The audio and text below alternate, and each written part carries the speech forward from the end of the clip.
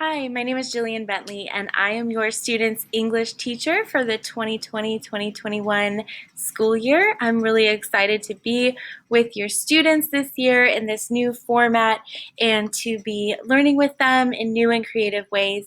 I'm going to introduce myself, I'm going to go through the class a little bit, and then I'm going to show you some information about how you can contact me and set up a conference if you'd like, because we didn't get to talk one-on-one or live tonight. So my name is Jillian Bentley, like I said. I have been teaching at Buena Park for 7 years. I graduated from Cal State Fullerton. I have 2 degrees from that school. I am a leader in professional development or have been in previous years. It's kind of taking a different shape this year.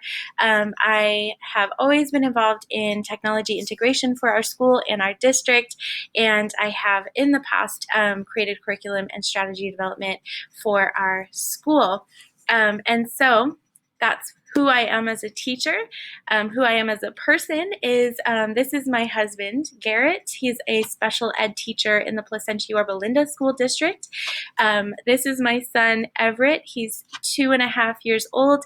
And this is my daughter, Cadence, who is 1 month old. And so that's my family, and that's who I am as a teacher professionally, so that you get to know me a little bit as I'll be teaching and being with your students every day. So one of my values, or my values as a teacher, is that I appreciate effort and communication above their perfection. We're all learning, especially this year in these difficult circumstances, and I will always validate your students' communication with me, contact, and their hard work and their learning and progress towards self-determined goals. And so I don't expect them to be perfect, and I just really appreciate when students give me their best effort. A lot of their grades are based on their progress and their effort and their achievement of personal goals and goals they set for themselves. In my classroom, whether it be distance learning, hybrid, or in person, collaboration is so important to me. Students need to have their voices heard, and they need to be able to express their opinions based on their reading and writing. And so we learn with peers in my class, and that collaboration leads to greater success and learning.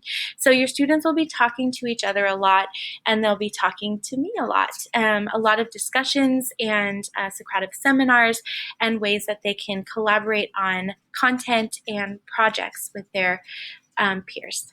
So here's a little bit about our structure, just like really general policies and procedures, because our syllabus is really quite extensive with a lot of information, and I'll get there in just a second. So our syllabus was introduced with a mandatory sort of monitored video program called Edpuzzle. So your students should have read the syllabus separately as a document, and then they should have watched a video of me talking it through as if we were in person, what our guidelines are, what the class is about, what their expectations of them and of me can be.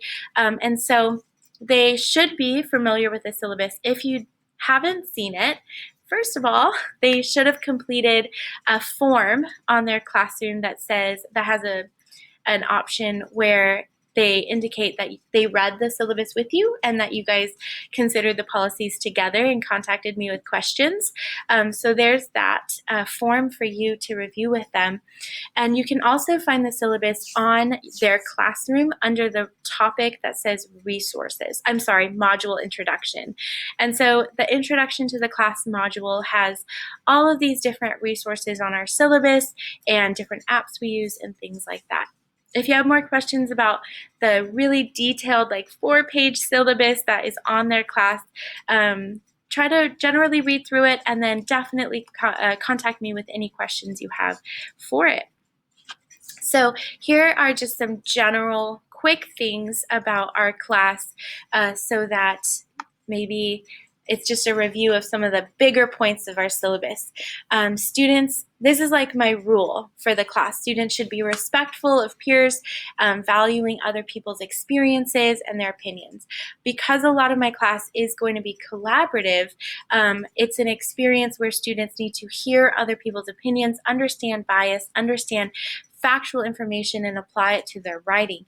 And so my rule is to always validate and value other people's opinions and experiences.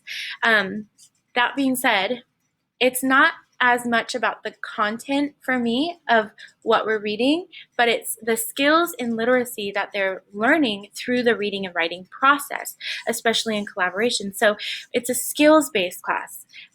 Oftentimes I'll let students choose the topic that we're studying because then it'll be high interest, they'll be connected to it, it'll be relevant to their lives, and then with that topic I'll create different content for them that's at their grade level, that's challenging, that offers multiple opinions, and then through those texts we'll be able to master skills of literacy, reading, writing, speaking, listening, all of those skills. And so every module has a set of determined skills, a goal and a purpose, and every week we have different learning goals as well as essential questions that base our sort of learning around.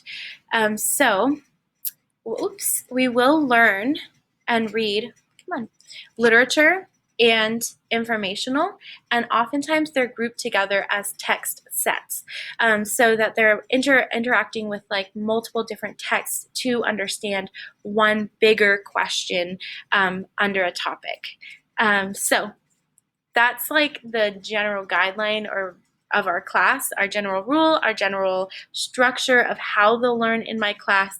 And then here's a really important policy that sometimes there's two that sometimes get confused or misunderstood maybe. So we have missing assignment request form. I get hundreds of missing assignments. I accept missing assignments up until the end of the grading period, which is also when a module or a unit will end. And so students will have that entire module to make up any missing assignments they might have or accumulate. And then I enter them all at one time. And I enter them at the end of the grading period. And so it might be frustrating to see missing assignments and your students are saying, I'm completing them. And that's because of my policy. If you have more questions about that, we can communicate and connect with it. It's mostly for me to create a log of your students' missing assignments, for me to make sure that I'm entering their grades accurately, and for me to organize their work in a better way than just getting one at a time missing assignments for weeks. I get hundreds and hundreds, and so it's just very difficult without this process for me. That's why we do that. So also, something that is a little bit different about my class, we attempted to do this policy site-wide. Some teachers have adopted it. I have because of these reasons. I have a policy where your students can't actually earn a D in my class. The reason why is because a D makes it so that a student is not qualified to go to a college or a university. It doesn't factor into their GPA in that way. And so for freshmen especially, if they're getting a D, it's setting them up their first year of college to not go to or be able to go to the college that they hope and dream for.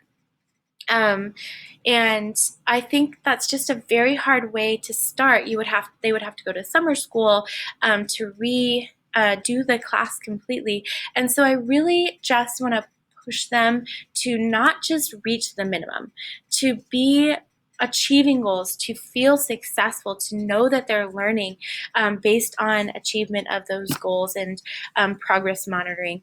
And so I don't want them to do the minimum. I want to push my seniors to know that they're learning this year, that they're ready for college. I want to have my students be eligible starting their first year. English is a mandatory class to graduate, and it's a mandatory class all 4 years. And so the reason we have this policy is my biggest desire in life is to have your students succeed, and to be ready for their next stage of life.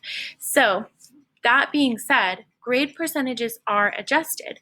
If you've been monitoring your students' ARIES, you'll see that a 59% would normally be a D, and in my class it's like a C minus. And so the percentages are adjusted. It's not so dramatic as, you have a 70% and then if you get a 69%, you drop to an F.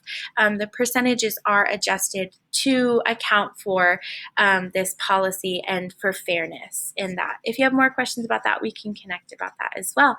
So let me just talk about distance learning a little bit. That's my class structure in general, like the philosophy, the rules, and things like that.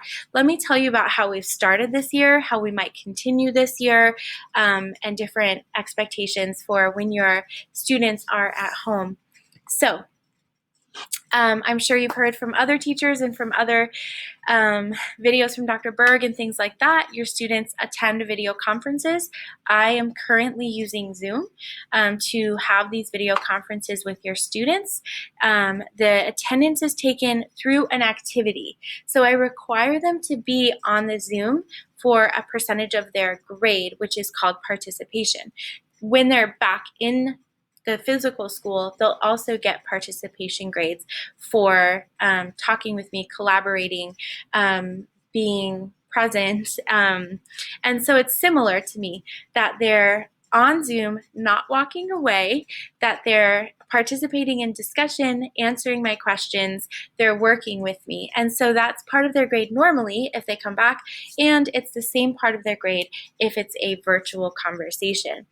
And then their attendance daily is at a task that will be posted on their classroom that's open during the class period.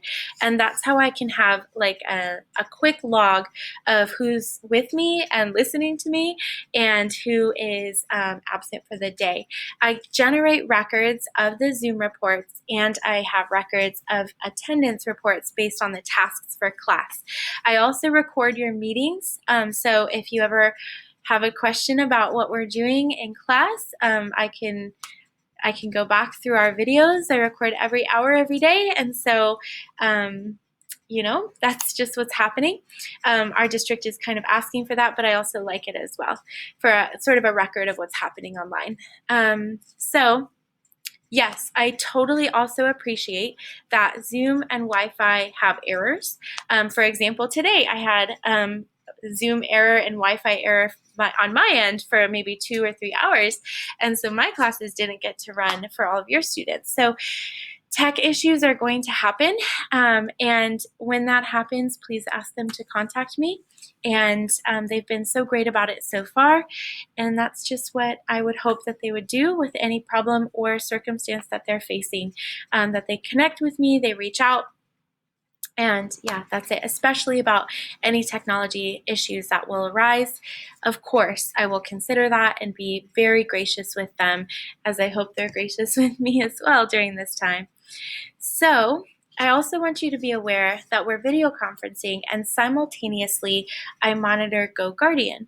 That is a district-wide program that enables access to all your students' teachers, plus administration, plus everyone at the district, access to their accounts, district accounts, nothing personal at all. So what that means is on GoGuardian, I didn't fix this. So on GoGuardian, I can monitor their activity in real time. I can see their history, and I can chat with them. Both a video conference call, like I can call them through their speakers of their Chromebook, as well as do just an instant message chat. So I chat with them during the conference if they have like immediate personal questions or things that are going on. That's also another place they can contact me when their Zoom fails and things like that. I can also see their history. So at the end of a class period, I get a report of what apps your students were on for how long. And so, for example, today I had one student who was on YouTube, the whole class grade, and we were not using YouTube. And so I can have a record of that. I can see all our past sessions, as well as I took some screenshots so that I also have a record of maybe why that student's grade is where it's at. And I can contact parents and guardians with some data about what's happening in your students during your students' class time for English. I know it seems invasive, but when I wasn't using GoGuardian, a lot of students were not doing well in my class. And so they were not engaging with me as well, and I couldn't see what was happening as if we were in class. In class, I could see their Chromebooks and their screens, and I could say, thank you for being on track. Please get back on track. And so this is kind of a way for me to just have one more step to be able to connect with them and make sure they're hearing me and learning the way that they would if we were together. So in that, on their district accounts and on their Chromebooks, please encourage your students to use them for educational purposes only, because it's for school. So let's do that. I will never use GoGuardian outside of our actual class time. I will never log on to GoGuardian unless I'm meeting with them and I can see how I can help them and chat with them and things like that. I will never open it without the chat, which will notify them that I'm on it. And I also say in class, for transparency, I'm on GoGuardian. You've signed a tech form that does allow this program to be used. So that's GoGuardian. Here's our structure for distance learning. I will post a weekly agenda and a quick video showing what is going to happen for the week. Sometimes it has to change depending upon what your students need for that week. And that's in their best interest, because I try to very much to design a class that's to their benefit and from what they're telling me they need and the skill deficits they have. So I can make up for those deficits we have in general, and I can meet your students' needs the most accurately. And so that's why I switch agenda things sometimes. Students will use Google Suite for education, and I'll show you that in a second, and other applications. So if, for example, you're looking on Classroom and you're saying they've done all the assignments on Classroom, that doesn't mean they've done all the assignments I'm grading, because I do use a lot of other applications that are outside of Classroom. So that would be represented on the agenda. So Aries is the accurate representation of their grade, not Classroom, though I do grade things on Classroom as well. So check Aries for their accurate grade and for their effort, if you will. So here are the apps that we could potentially use, as well as what Google looks like for our class. We will use Classroom as our basis of where we get information, store information. That's our online platform for running our class. We'll use Google Drive, which is their hard drive of files for their Chromebook and for their Google District account. And then within that, we'll use docs, slides, sheets, drawings, and forms. They've already interacted with all of those different types of applications for Google. For education. So the other education technology apps and platforms I could use, but it's not limited to this. I tend to use a lot, and I've tried to go slowly over these last few weeks for your students to get used to that model. So I'll use Seesaw Online Journal, which will represent 30% of your students' grade, because it is a lot of, while we're distant, collaborative discussions on a blog, and also a lot of journal writing. And so if we were in class, I would use Seesaw almost every day to collect a writer's notebook or a writer's portfolio. And so Seesaw represents a lot of their brainstorming, a lot of their creativity that goes into reading and writing analysis. And so that's why Seesaw is such a big percentage of their grade. It's all of their pre-work before they would maybe submit an assessment. We use Commonlit and Actively Learn a lot as reading support websites or platforms. We use No Red Ink for grammar support and instruction. We use Nearpod and Pear Deck as presentation and assessment apps. You know what? I forgot one too. We also will use GoFormative as an assessment tool.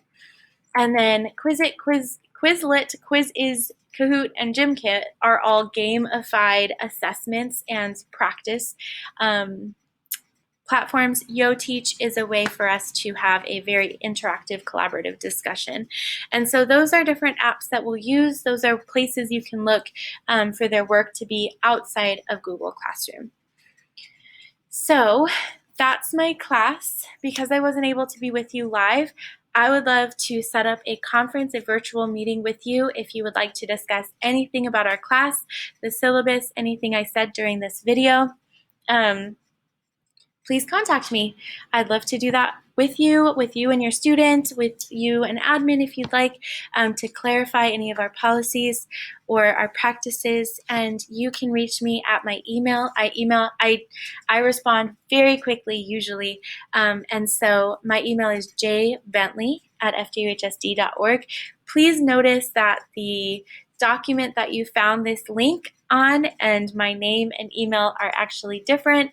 It's spelled wrong on that document. It's Bentley, Bentley @fjuhsd.org. So I'd love to contact you or be in communication with you, and I look forward to teaching your students this year. I hope you have a good night. Bye.